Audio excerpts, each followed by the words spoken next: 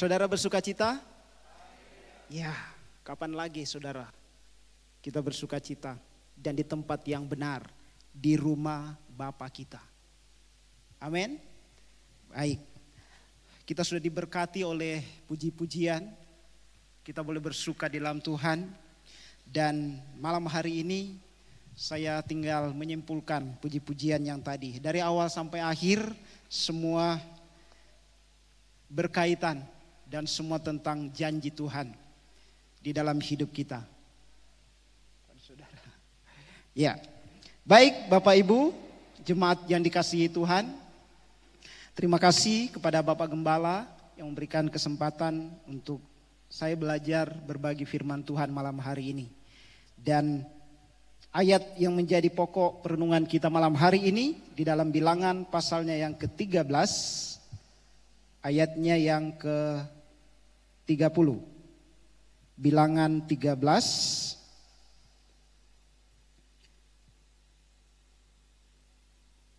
ayatnya yang ke-30. Yang sudah temukan katakan amin. Belum semuanya. Bilangan 13 ayatnya yang ke-30. Yang sudah temukan, mari sama-sama bangkit berdiri. Sekali lagi kita baca ayat ini bersama-sama setelah hitungan yang ketiga. Jadi yang belum berdiri berarti belum dapat. Kalau belum dapat, lihat tetangganya. Kalau belum lihat tetangganya, lihat di depan. Depan ada kan?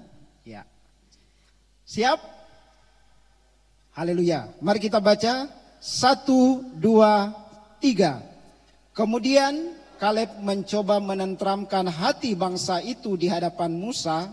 Katanya, tidak, kita akan maju dan menduduki negeri itu, sebab kita pasti akan mengalahkannya. Amin. Puji Tuhan. Silakan duduk. Terima kasih atas kerjasamanya. Ya, tentu kita tahu kisah tentang ini, yaitu kisah tentang, kalau kita lihat di judulnya yang paling atas, kita menemukan bahwa ini tentang 12 pengintai. Ya, jadi kita belajar dari Alkitab bahwa dari dulu Israel itu terkenal dengan spionase, mata-mata, dan sampai saat ini pun terkenal, ya, katakanlah yang terbaik di dunia, istilahnya Mossad, ya, kalau nggak salah. Nah, jadi kita belajar malam hari ini bahwa posisi mereka ada di padang gurun Paran. Kalau kita lihat di dalam Bilangan pasalnya yang ke-13 ayatnya yang pertama tadi, dikatakan Tuhan berfirman kepada Musa, suruhlah beberapa orang mengintai tanah Kanaan yang akan kuberikan kepada orang Israel. Dari setiap suku nenek moyang mereka haruslah kau suruh seorang semuanya pemimpin-pemimpin di antara mereka. Lalu Musa menyuruh mereka dari padang gurun Paran sesuai dengan titah Tuhan. Semua orang itu adalah kepala-kepala di antara orang Israel. Itu Bilangan 13 ayat 1 sampai ayat yang ketiga. Nah, kenapa ada ayat ini Bapak Ibu Saudara? Dan kenapa mereka ada di padang gurun? Kita mundur ke belakang kepada Kejadian pasal 15. Kejadian 15 ayatnya yang ke-13 sampai ayat yang ke-16. Ini janji, bisa ikuti. Kejadian pasalnya yang ke-15 ayatnya 13 sampai 16. Kejadian 15 ayat 13 sampai 16 dikatakan di sana, firman Tuhan kepada Abram, ketahuilah dengan sesungguhnya bahwa keturunanmu akan menjadi orang asing dalam suatu negeri yang bukan kepunyaan mereka, dan bahwa mereka akan diperbudak dan dianiaya 400 tahun lamanya. Tetapi bangsa yang akan memperbudak mereka akan kuhukum, dan sesudah itu mereka akan keluar dengan membawa harta benda yang banyak. Tetapi engkau akan pergi kepada nenek moyangmu dengan sejahtera. Engkau akan dikuburkan pada waktu telah putih rambutmu. Ayat yang ke-16. Tetapi keturunan yang keempat akan kembali ke sini, sebab sebelum itu kedurjanaan orang Amori itu belum genap. Jadi mereka itu kembali sesuai dengan nubuat ini, bahwa keturunan keempat dari Abraham, kan sesudah Abraham ada Ishak, ada Yakub, dan keturunannya yang keempat. Jadi sudah 4 generasi. Itu kita tahu kisahnya ketika Yusuf menjadi mangkubumi di Mesir. Bangsa keturunan Yakub atau 12 suku itu, 77 jiwa pindah dari Kanaan mengungsi ke Mesir karena kelaparan selama 7 tahun. Itu mimpi Firaun. Dan di sana di Mesir dikatakan mereka di sana 400 tahun. 400 tahun. Ya, 4 abad. Indonesia dijajah sekitar 300 berapa? 65 tahun. Ya, jadi 400 tahun itu mereka di Mesir. Sehingga kita bisa menangkap bahwa tentu budaya mereka, cara-cara berbicara, kehidupan mereka itu sudah terkontaminasi dengan cara Mesir. Dan setelah itu mereka kemudian di sana diperbudak di kisah tentang Keluaran. Dan kemudian kita datang ke Keluaran pasal 3 ayat 8. Keluaran 3 ayat 8 dikatakan, sebab itu aku telah turun, kata Tuhan kepada Musa, ketika Tuhan memanggil Musa untuk memimpin bangsa Israel itu keluar dari Mesir. Sebab itu aku telah turun untuk melepaskan mereka dari tangan orang Mesir dan menuntun mereka keluar dari negeri itu ke suatu negeri yang baik dan luas, suatu negeri yang berlimpah-limpah susu dan madunya, ke tempat orang Kanaan, orang Het, orang Amori, orang Feris, orang Hewi, dan orang Yebus.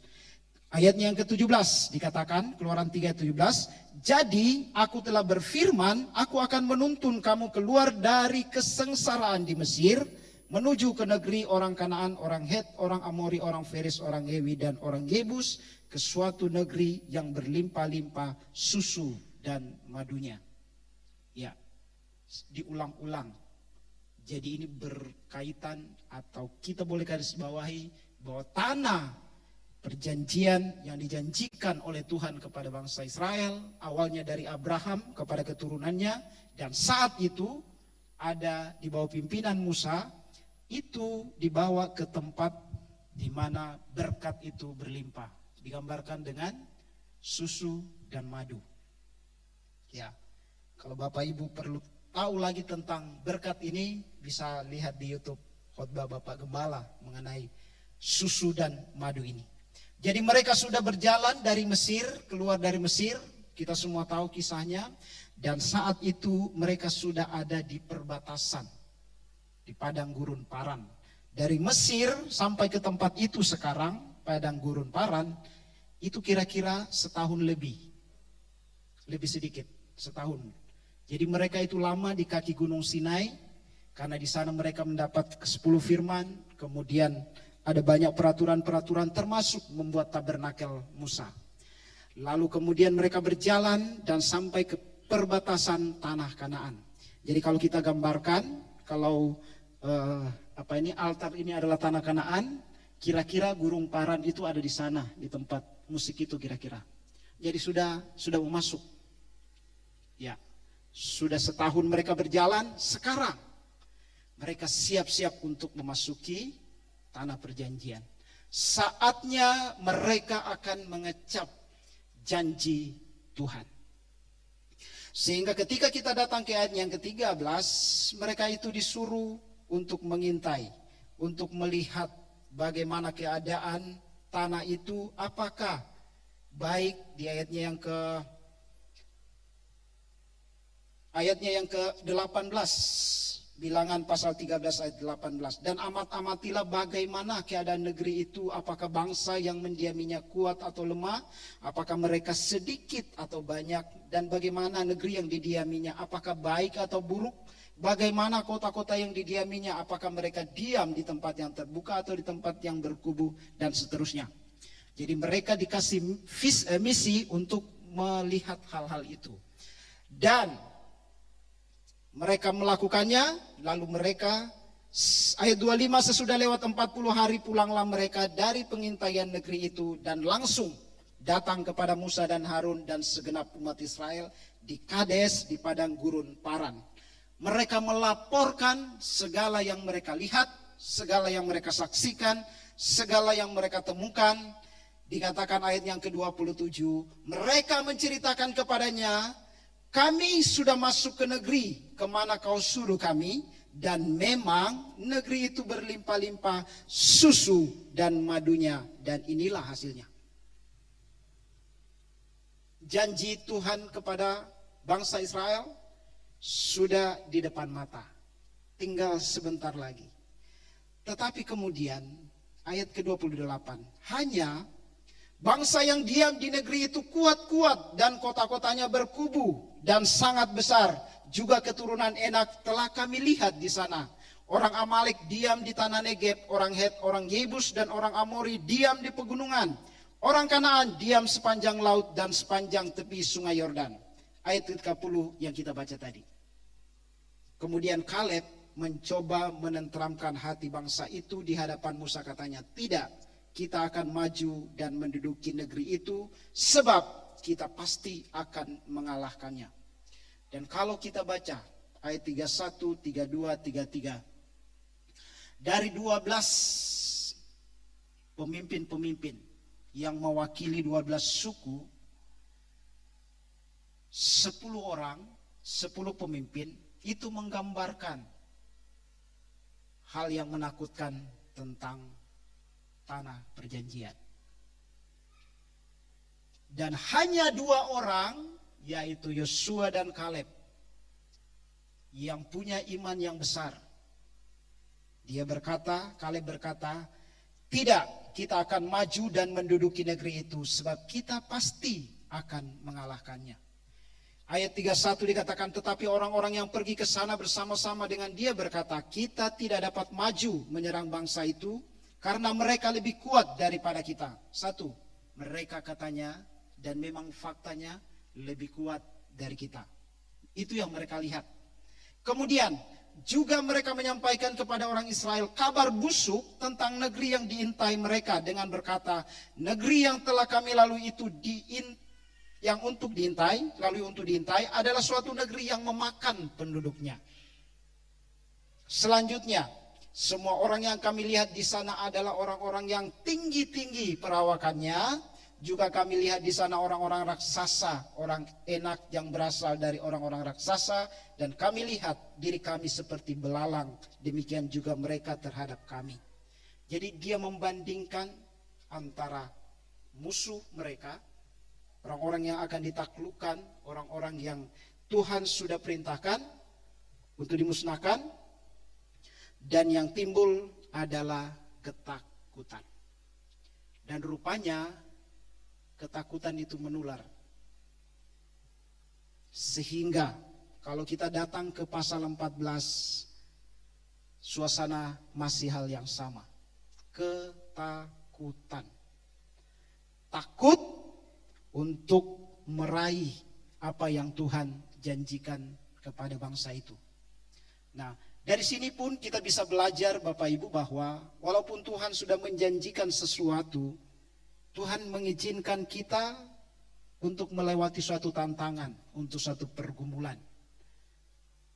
Tuhan sedang membawa kita melewati itu, mendapatkan itu, bukan hanya supaya kita mendapatkan hasil sesuatu dari janji itu, tetapi yang utama adalah iman kita dibentuk dari melewati masalah itu. Nah, saya tidak tahu Bapak Ibu apa masalah kita hari ini. Mungkin keluarga, pasangan, keuangan, mungkin kesehatan, mungkin pekerjaan, studi, atau apapun. Saudara tahu bahwa puji-pujian tadi mengatakan bahwa, dan dari awal tahun kita sudah ditanamkan bahwa extraordinary journey, perjalanan yang luar biasa, itu hanya bisa kita temukan kalau kita bersama dengan Tuhan. Titik. Tidak ada yang lain. Dan di sana dibutuhkan yang namanya iman. Nah, bangsa Israel sedang menghadapi ketakutan. Ketakutan yang begitu besar. Dan itu yang mengganggu mereka, mengalihkan mereka, mendistraksi mereka, sehingga mereka takut untuk masuk ke tanah Kanaan. Dan saya mau mengatakan bahwa distraksi inilah yang membuat janji itu satu generasi tidak mengalaminya. Distraksi yang membawa kematian. Distraksi yang membunuh, distraksi yang membinasakan karena iman mereka tidak kuat. Jadi apapun pergumulan kita hari ini, pujian kita yang terakhir tadi, kita berserah penuh Bapak Ibu. Dan ada satu hal yang menarik tentang ketakutan ketika kita menghadapi sesuatu yang baru, menghadapi sesuatu yang berbeda,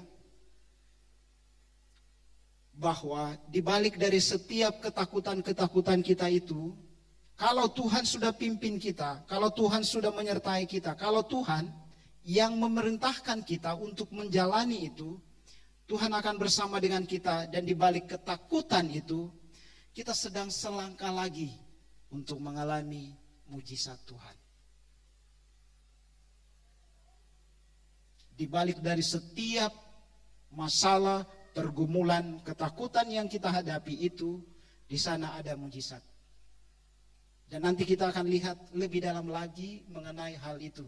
Karena ada satu kata yang menarik dari pasal 14 ini, khususnya saya secara pribadi. Jadi, secara naluri memang, menurut teori, bahwa kalau manusia itu menghadapi ketakutan, paling tidak ada 3 cara yang akan dia lakukan. 3 hal yang akan dia lakukan. Yang pertama, dia akan fight, menghadapi, melawan apa yang dia takutkan itu. Yang kedua adalah freeze, membeku. Atau bisa dikatakan dia menjadi kaku, tidak bisa berbuat apa-apa. Ya. Dan yang ketiga adalah fly. Bukan fly terbang. Fly artinya melarikan diri, menghindar atau keluar dari masalah itu. Nah, kita bisa lihat contohnya adalah Yusuf. Ketika dia digoda oleh istri Firaun, dia pergi, dia menghindar. Ya, itu tantangan. Nah, jadi kembali bahwa ketakutan itu bagi manusia adalah sesuatu yang wajar sejak manusia jatuh ke dalam dosa. Jadi yang namanya ketakutan akan selalu kita akan alami. Mau yang besar, mau yang kecil akan selalu kita temui. Tetapi kita harus meyakini dan kita datang kepada Tuhan, kita perlu kekuatan daripada Tuhan. Karena segala kemampuan itu hanya di dalam nama Tuhan. Jadi distraksi pertama yang mereka hadapi adalah ketakutan. Yang kedua, distraksi yang mereka hadapi atau sesuatu yang menghalangi mereka untuk mencapai janji itu adalah rasa tidak puas. Kalau kita datang ke pasalnya yang ke-14, bilangan pasal 14, di sana dikatakan, sekiranya kami mati di tanah Mesir, di ayat yang kedua, bersungut-sungutlah semua orang Israel kepada Musa dan Harun. Dan segenap umat itu berkata kepada mereka, sekiranya kami mati di tanah Mesir atau di padang gurun ini, mengapakah Tuhan membawa kami ke negeri ini supaya kami tewas oleh pedang dan istri serta anak-anak kami menjadi tawanan? Bukankah lebih baik kami pulang ke Mesir? Rasa tidak puas, menggerutu, bersungut-sungut. Dan ini tantangan yang kedua. Yang ketiga, tantangan yang mereka hadapi yang ketiga, atau masalah atau pergumulan, distraksi yang mereka hadapi yang ketiga adalah ayatnya yang ketiga bagian terakhir, bukankah lebih baik kami pulang ke Mesir? nostalgia masa lalu. Masa lalu itu selalu mengintimidasi kita untuk kembali ke sana. Ya, ada satu teori yang mengatakan seperti ini. Kalau Bapak Ibu sedang berjalan di jalan dan mengendarai kendaraan, kemudian bertemu dengan rusa pas di tengah jalan, maka cara terbaik dan cara teraman untuk melewatinya kalau mau jalan terus, jangan lewat di belakangnya, di lewat ekornya maksudnya, tapi lewat di depannya. Mengapa? Karena secara naluri otak mamalia dari binatang, dia menganggap bahwa yang sudah lewat itu aman. Tetapi yang di depan itu ada sesuatu yang tidak pasti. Jadi kalau ada sesuatu yang berbahaya terjadi, maka besar kemungkinan dia akan balik lagi ke belakang. Jadi kalau mau melewati rusa, jangan lewat di belakangnya, karena dia akan kembali lagi sehingga terjadi tabrakan. Itu otak mamalia yang sama di dalam otak manusia. Kecenderungannya ketika kita menghadapi suatu pergumulan, kita rindu situasi yang ada di belakang sana. Kita ingat apa yang terjadi di sana. Kita ingat zona nyaman kita yang dulu. Sehingga kita lupa bahwa Tuhan punya rencana untuk kita terus maju, dan maju. Kalau bangsa Israel tujuan mereka adalah tanah perjanjian, maka kita sebagai gereja akhir zaman, apa tujuan kita ada di sini, di bumi ini?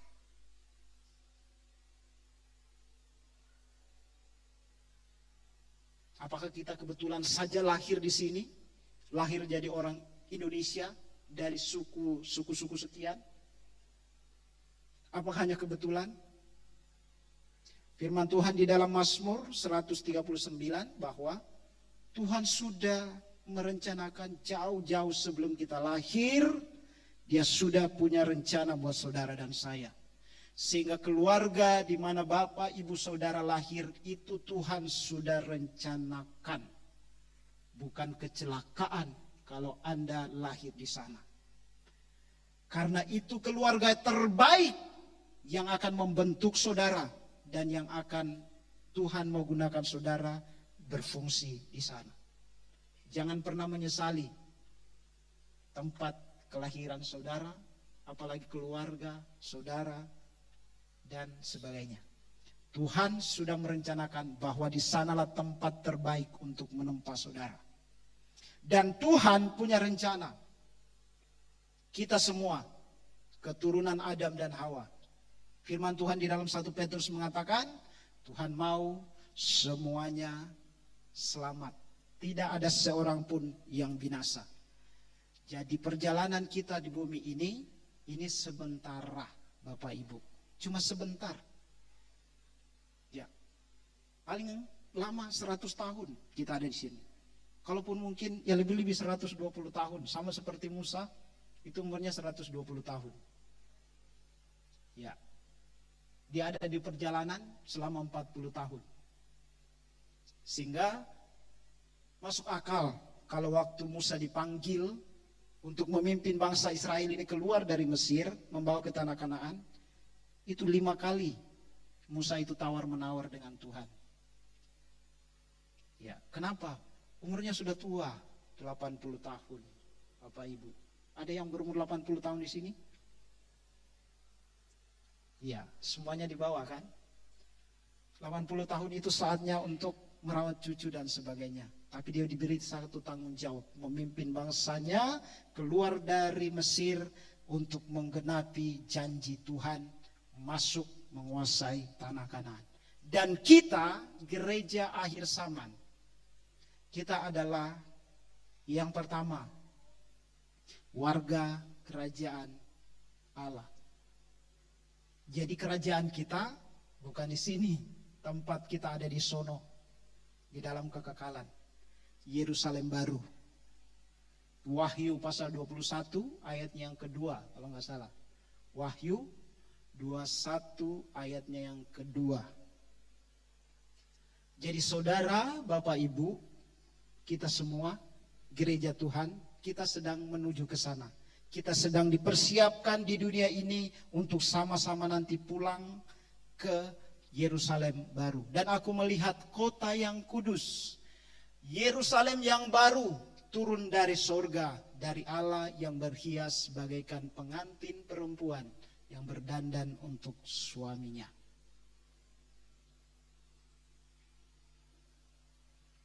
Tujuan kita satu, Bapak Ibu, pulang ke rumah Bapa kita, yaitu Yerusalem baru.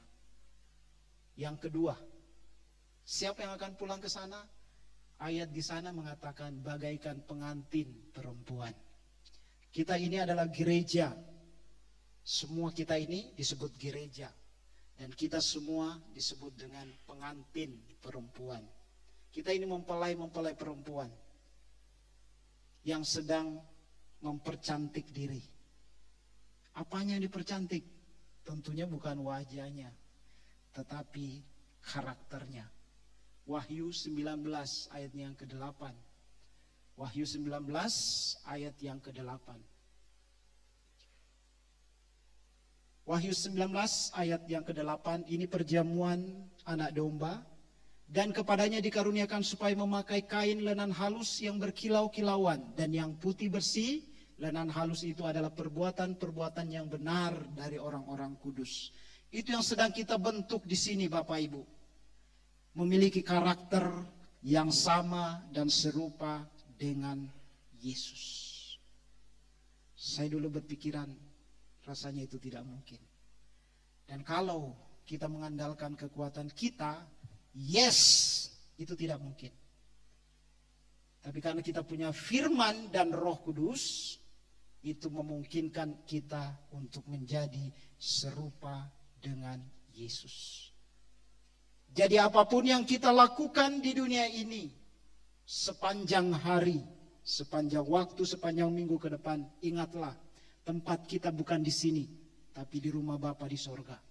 Dan teruslah hidup dalam kebenaran. Bentuk karakter kita itu menjadi serupa dengan Yesus lewat firman dan Roh Kudusnya.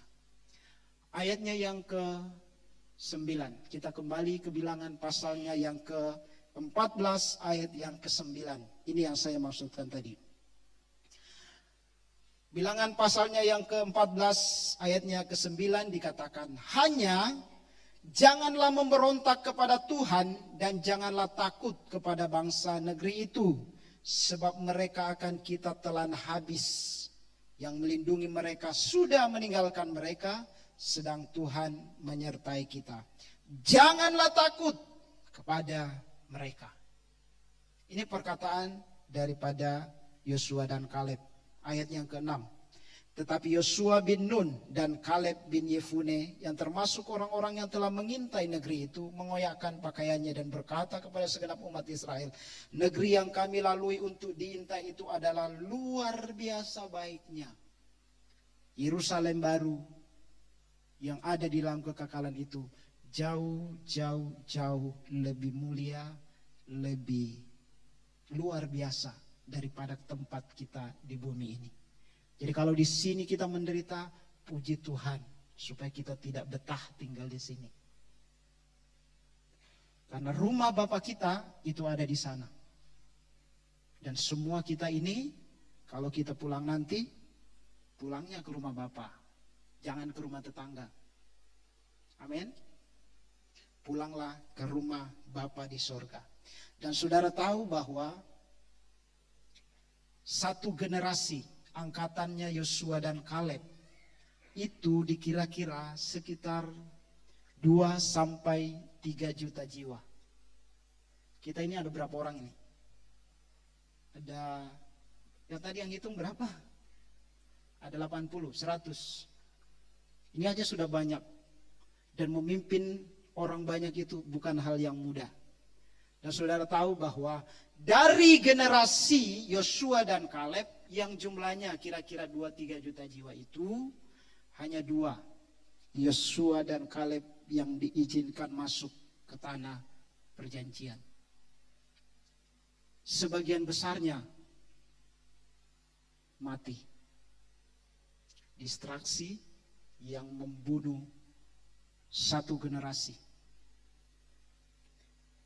Tetapi rencana Tuhan tidak pernah gagal. Di situ dikatakan, sebab mereka akan kita telan habis. Kata telan habis di situ, Bapak Ibu, dalam versi NKJV-nya, dia mengatakan, they are our bread. Ya, Inggris saya terlalu bagus, tapi kira-kira begitulah artinya. They are, mereka itu, musuh kita itu adalah our bread. Dalam bahasa aslinya bread di situ dia menggunakan kata menu. Dari kata lehem dan nu dalam versi bahasa Inggris. Oke, itu ada. The people of the land, for they are bread for us. Kalau diterjemahkan bebas artinya mereka itu adalah roti bagi kita. Roti bagi kita. Saya tidak tahu apa yang akan Roh Kudus ilhamkan kepada saudara, tetapi ini yang saya tangkap bahwa pergumulan itu, masalah itu adalah vitamin buat iman kita. Pergumulan, masalah, tantangan, bahkan salah satunya distraksi, itu adalah vitamin untuk iman kita. Itu adalah sumber kekuatan. Roti kan makanan untuk supaya kita kuat, supaya kita bertenaga. Jadi bagi Kaleb dan Yosua, tantangan, musuh, orang-orang yang dianggap terlalu besar buat mereka, itu adalah dia lihat seperti makanan. Saudara bisa bayangkan? Kalau kita datang ke Mazmur pasal 23 dikatakan, engkau menyediakan hidangan di hadapan lawanku. Jadi tantangan itu dilihatnya seperti makanan. Ya, yang memberi kekuatan, yang memberi energi, yang memberi vitamin. Dan itu yang saya tangkap Bapak Ibu. Bahwa pergumulan kita, tantangan hari-hari ini yang kita sedang hadapi, itu adalah vitamin untuk iman kita. Supaya kita punya pengalaman bersama dengan Yesus. Sehingga kita tidak perlu sehingga dengan iman kita mengatakan, aku tahu siapa Bapakku. Bukan kata orang, bukan kata pendeta, bukan kata majelis, bukan kata Alkitab, tapi karena aku alami. Ku tahu karena ku alami. Lewat apa? Lewat pergumulan saudara dan saya. Dan mari kita lihat bagaimana roti itu membentuk satu pribadi yang bernama Kaleb. Ayatnya yang ke-9, ayatnya ke-24. Tetapi hambaku Kaleb, karena lain jiwa yang ada padanya, Bilangan 14 ayat 24. Tetapi hambaku Kaleb karena lain jiwa yang ada padanya, dan ia mengikut aku dengan sepenuhnya, akan kubawa masuk ke negeri yang telah dimasukinya itu, dan keturunannya akan memilikinya. Hanya orang yang punya iman yang Tuhan janjikan menggenapi janjinya. Dan kita lihat siapa Kaleb ketika dia masuk ke tanah perjanjian di dalam Yosua pasal 14 ayat yang ke-9. Yosua pasal 14 ayat 9 dikatakan, ini perkataan Kaleb. Perkataan Kaleb. Kita mulai dari ayat 6 supaya jelas. Bani Yehuda datang menghadap Yosua di Gilgal. Pada waktu itu berkatalah Kaleb bin Yefune, orang Kenas itu kepadanya. Salah satu dari 12 pengintai tadi, Yosua dan Kaleb, kepadanya. Engkau tahu firman yang diucapkan Tuhan kepada Musa abdi Allah itu tentang aku dan tentang engkau di Kades Barnea. Itu tadi, padang gurun Paran. Aku berumur 40 tahun ketika aku disuruh Musa, hamba Tuhan itu dari Kades Barnea, untuk mengintai negeri ini. tempatnya sekarang, dan aku pulang membawa kabar kepadanya yang sejujur-jujurnya. Ayat 8. Sedang saudara-saudaraku yang bersama-sama pergi ke sana dengan aku membuat tawar hati bangsa itu. Aku tetap mengikuti Tuhan Allahku dengan sepenuh hati. Pada waktu itu Musa bersumpah katanya, sesungguhnya tanah yang diinjak oleh kakimu itu akan menjadi milik pusakamu dan anak-anakmu sampai selama-lamanya, sebab engkau tetap mengikuti Tuhan Allahku dengan sepenuh hati. Jadi sekarang sesungguhnya Tuhan telah memelihara hidupku. Ini perkataan Kaleb kepada Yosua. Seperti yang dijanjikannya, kini sudah 45 tahun lamanya sejak diucapkan Tuhan firman itu kepada Musa. Dan selama itu orang Israel mengembara di padang gurun. Jadi sekarang telah berumur 85 tahun aku hari ini. Ayat yang ke-11. Pada waktu ini aku masih sama kuat seperti pada waktu aku disuruh Musa. Seperti kekuatanku pada waktu itu, demikianlah kekuatanku sekarang untuk berperang dan untuk keluar masuk. Secara alami Bapak Ibu, kekuatan kita itu menua, pasti menurun. Amin. Itu yang terjadi. Tapi Kaleb mengakui di ayat yang ke-11, pada waktu ini umurnya yang 85 tahun itu masih sama kuat dengan seperti pada waktu aku disuruh Musa, umurnya 40 tahun. Wow. Ini resep awet muda ini. Apa yang membuat dia sekuat itu? Saya menangkapnya itu tadi.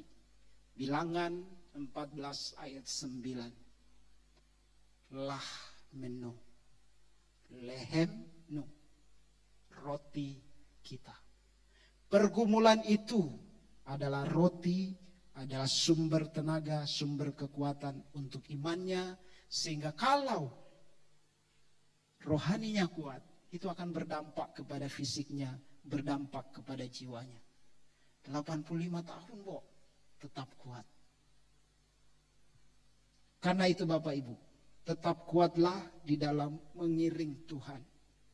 Hari-hari ini, apapun yang saudara hadapi, distraksi apapun yang saudara hadapi, libatkan Tuhan. Dan lewati itu bersama dengan Tuhan.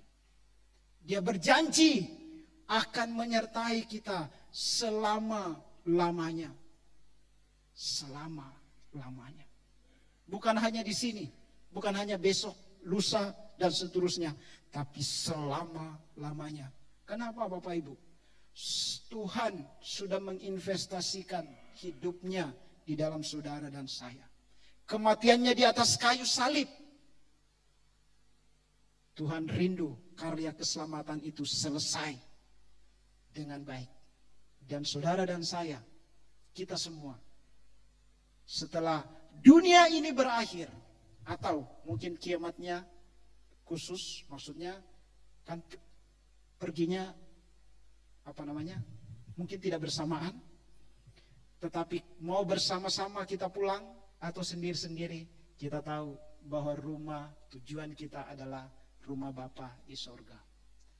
Kita bisa kehilangan apapun di sini, tapi jangan pernah kehilangan keselamatan di dalam Yesus. Saudara boleh menderita di sini, tapi janji Tuhan tetap berlaku buat saudara.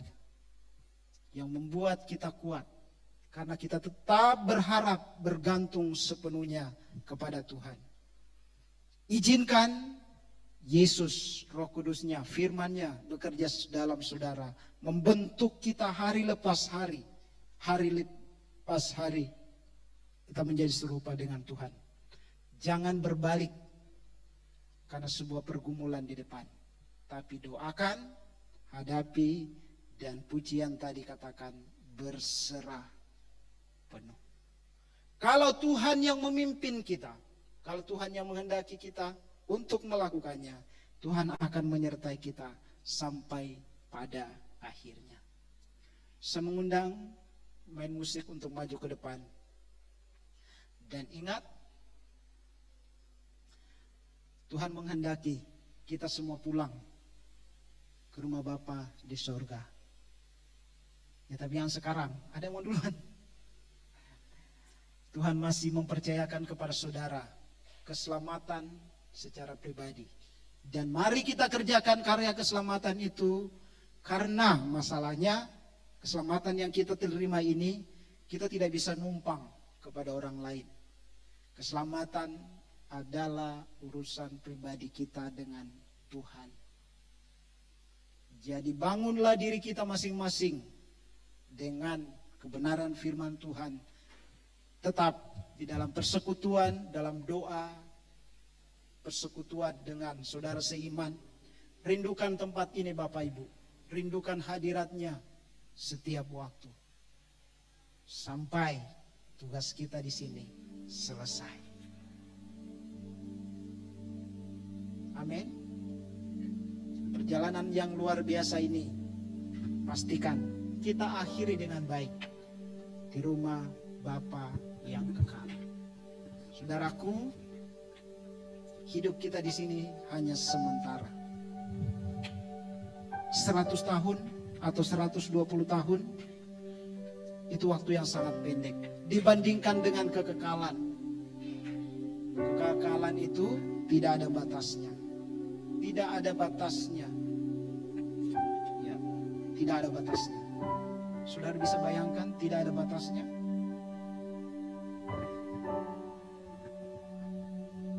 Tidak ada batasnya.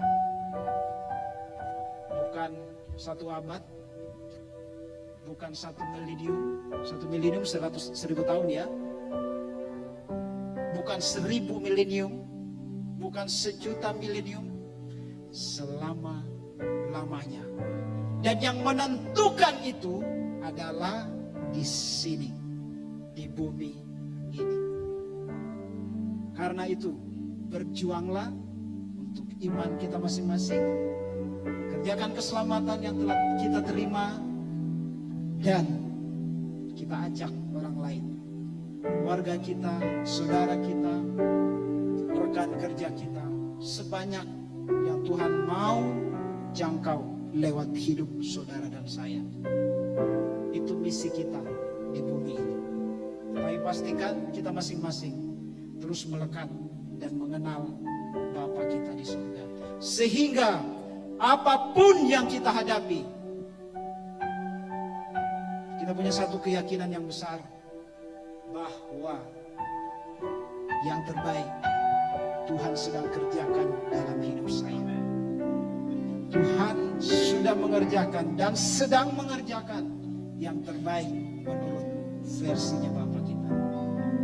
Sama seperti Bapa kita di dunia, saya percaya mereka mengasihi kita semua. Dan dia tidak akan pernah membiarkan anak-anaknya menderita, susah. Ya. Kalaupun mungkin dulu mereka susah, mereka punya cita-cita keinginan, jangan sampai anak saya menderita seperti saya. Dia akan melakukan apapun untuk kebaikan saudara. Bapa kita di surga jauh lebih besar kerinduannya bertemu dengan kita setelah dunia ini berakhir. Haleluya.